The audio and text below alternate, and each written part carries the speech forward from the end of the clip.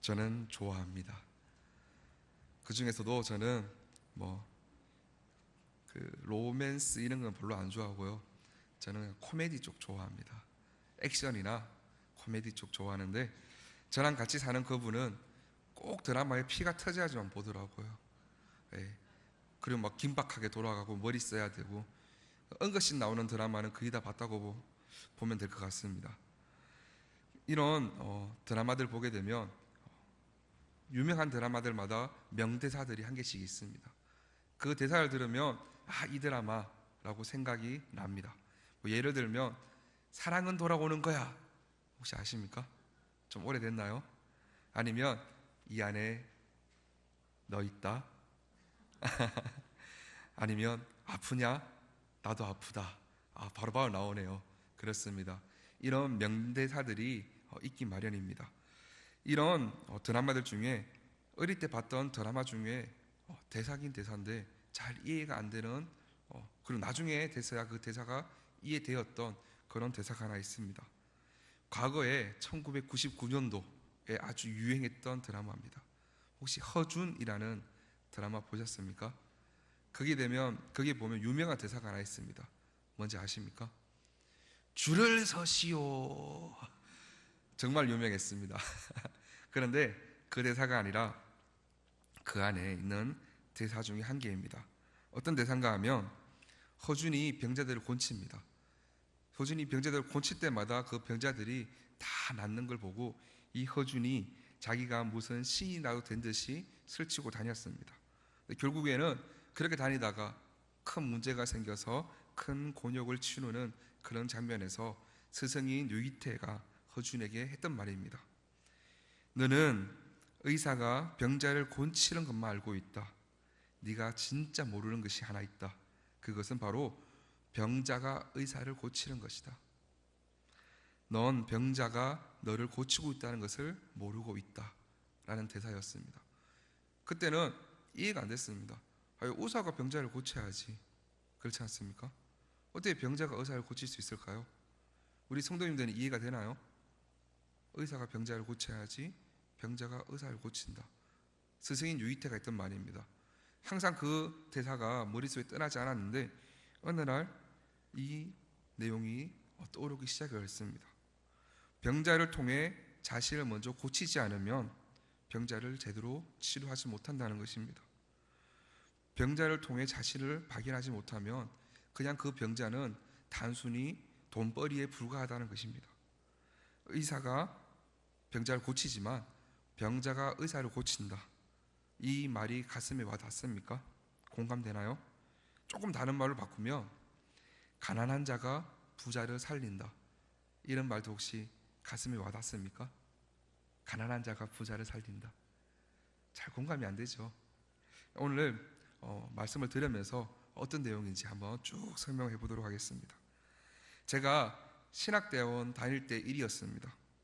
한날 성경을 보다가 좀 고민에 빠진 적이 있었는데 누가복음 18장에 보게 되면 두 종류의 사람이 나옵니다. 한 명은 불법과 비리를 저지르지 않고 자신의 종교 행위, 도덕적 행위, 그런 것 모든 행위에 흡족해하는 바리새인이 나옵니다. 이 사람은 자신이 항상 의롭다고 생각합니다. 율법을 다 지켰다고 생각합니다. 자신은 나쁜 죄를 지지 않았다라고 생각하는 그런 사람이 바로 바리새인이었습니다. 만약에 내가 이런 바리새인들을 대상으로 해서 목회를 한다면 내가 죄인인 것을 깨달을까? 라는 조금의 생각을 했습니다. 아마 나도 죄인인지 잘 모를 것 같다 라는 생각을 했습니다.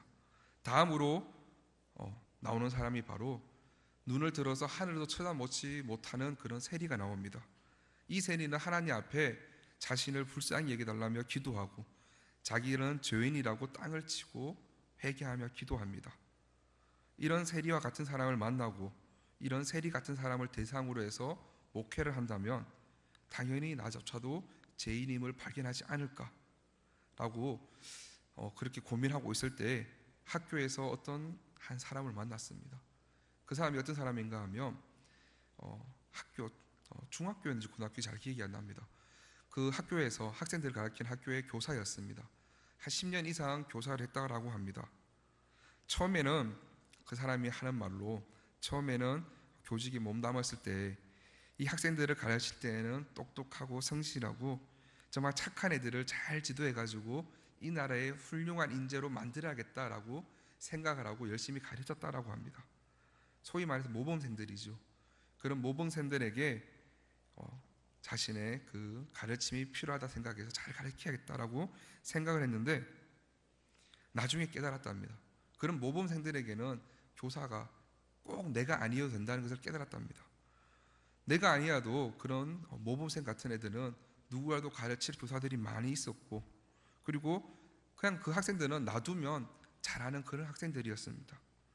정작 자신에게 필요했던, 자신을 필요로 했던 그런 학생들을 보면 늘 학교에 오면 엎드려 자는 아이들, 늘 학교에 오면 사고 뭉친 아이들, 그리고 정말 밖에 나가서도 문제만 부리는 그런 소위 말해서 불량 학생들, 어떤 교사도 관심을 가지지 않고 심지어는 집에서도 관심을 가지지 않는 그런 학생들에게 진정한 교사가 필요하구나, 내가 필요하구나라는 그런 말을 하는 것을 제가 들은 적이 있습니다.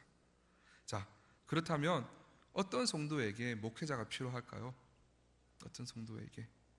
자신을 어렵다고 여기는 그런 바리새인 같은 사람들에게 목회자가 필요할까요? 아니면 자신을 죄인이라고 여기는 사람들에게, 이 세리 같은 사람들에게 목회자가 필요할까요? 당연히 세리 같은 그런 교인들이겠죠.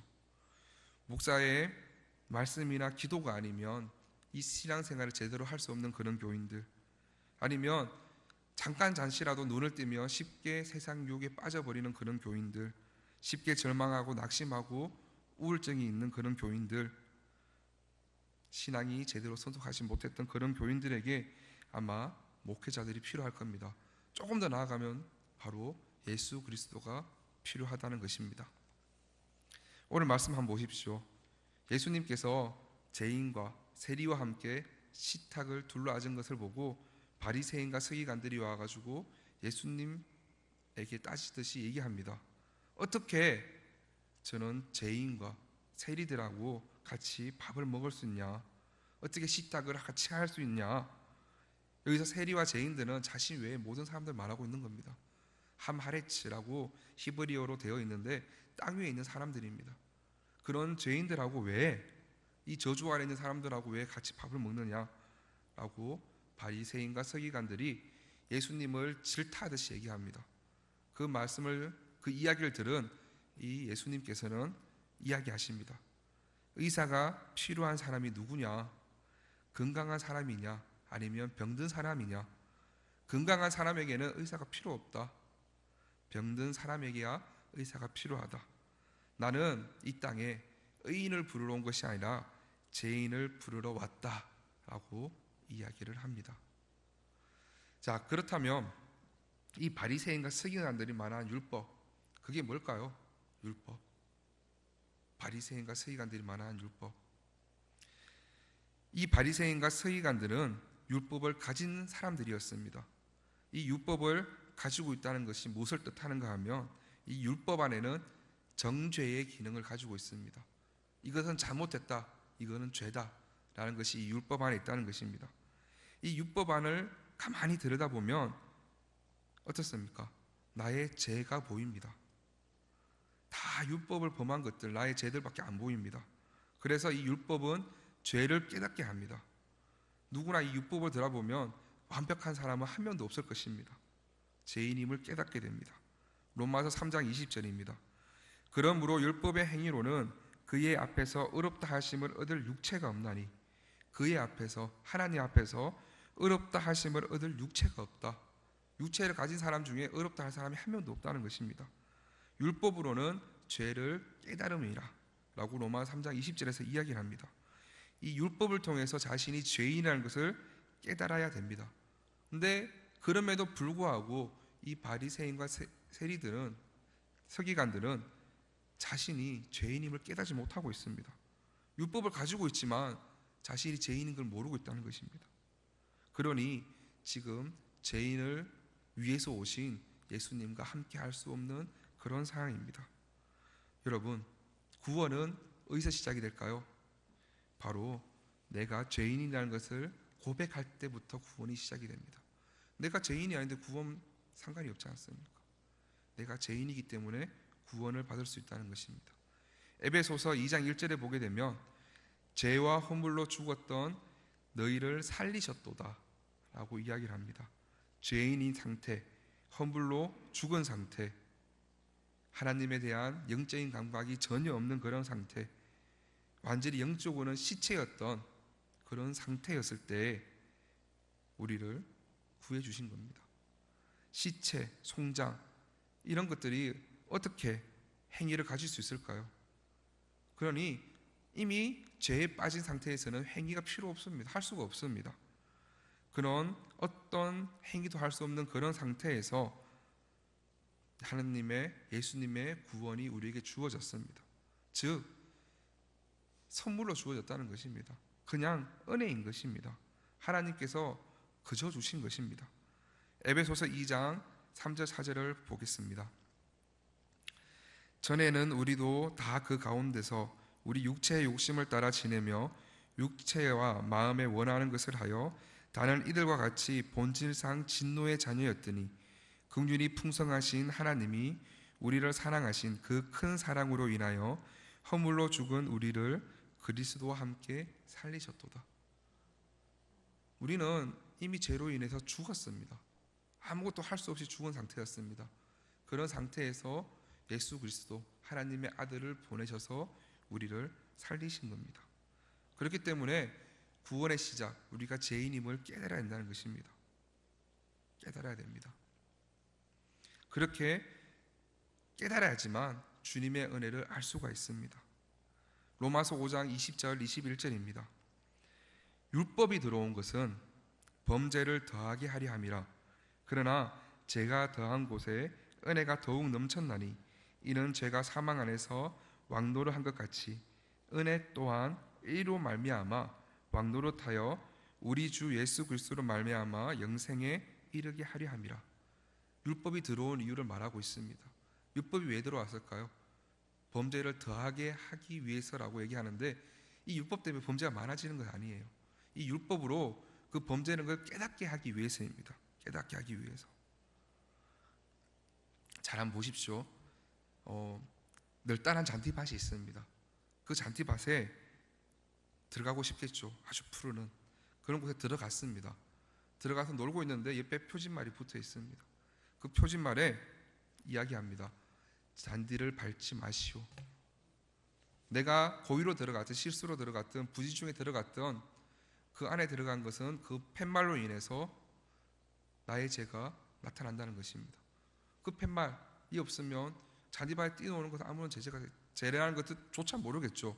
하지만 그 팻말로 인해서 내가 잔디밭에 들어가는 죄를 범했구나는 것을 알고 있습니다.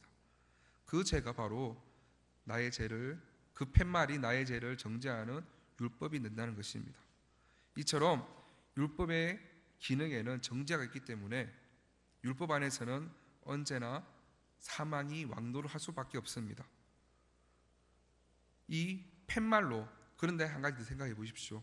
이 팻말, 잔디밭에 들어가지 마십시오라는 팻말로 나의 죄가 깨끗해질까요? 절대 그럴 수 없습니다.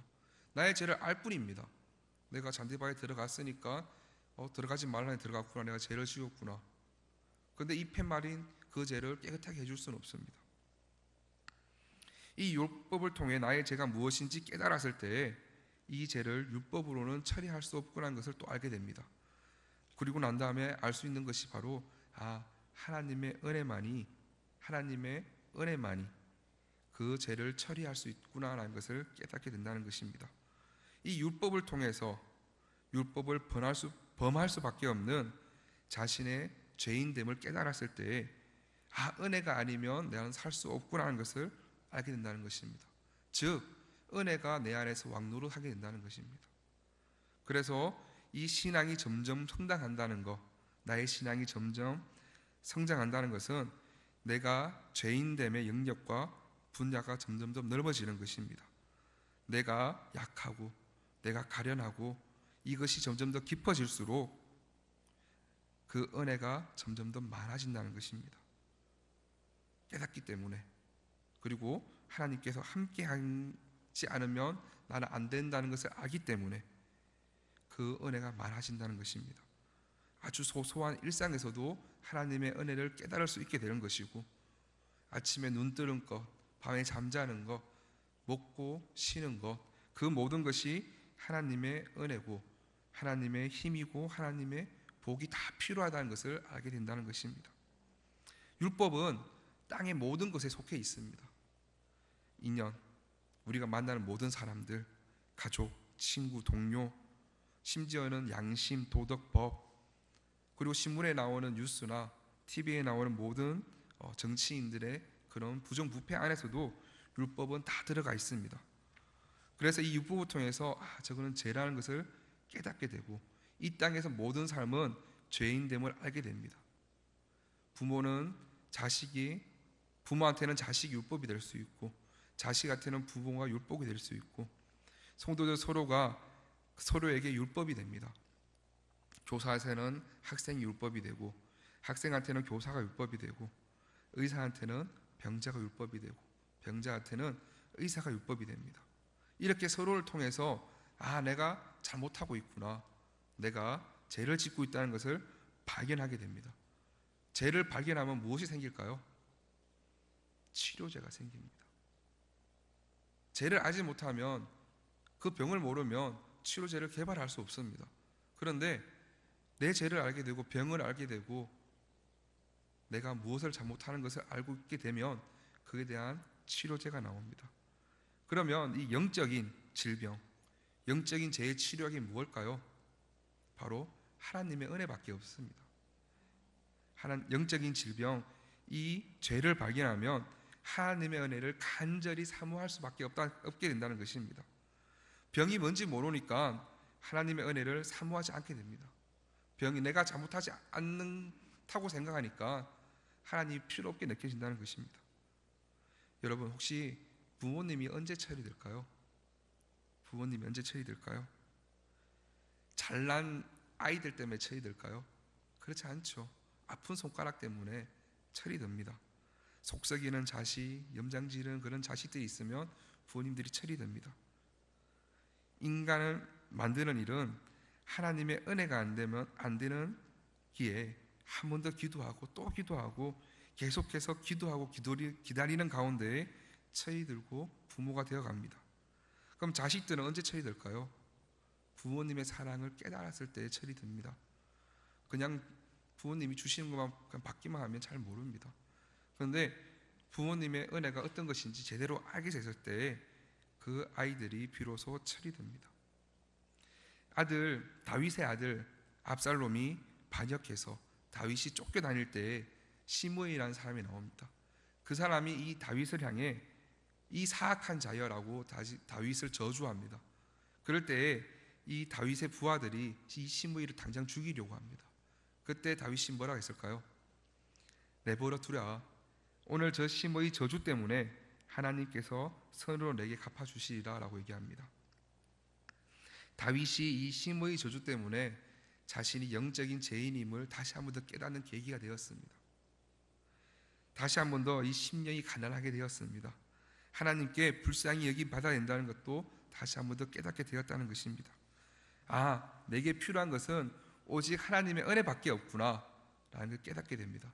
그래서 칼에는 칼, 이에는 이, 욕에는 욕으로 대하지 아니하고, 시편을 통해서 보면 내가 주께 피하나이다, 오직 주만 바라보나이다, 주님만이 나의 피난처십니다 라고 고백하는 다윗을 볼 수가 있습니다. 요즘 주위에 제일 많은 게 뭐가 있을까요?